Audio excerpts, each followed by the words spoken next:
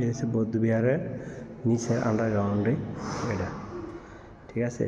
সবাই আসলে এই জায়গায় আসা হয় না বা ঢুকতেও দেয় না। এটা এটা ব্যয়বহুল, খুব সুন্দর।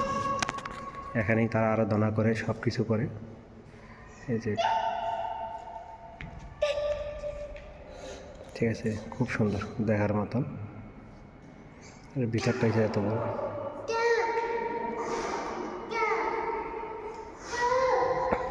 দেখার মতো।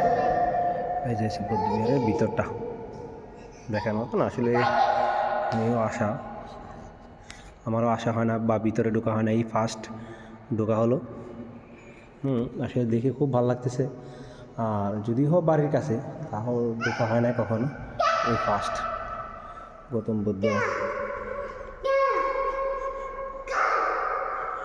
এই ফার্স্ট কখনোই ঢুকলাম। সাথে আমার ছোট্ট মাটাকে নিয়ে আসলাম। এই যে আরও অনেকজন আসলো।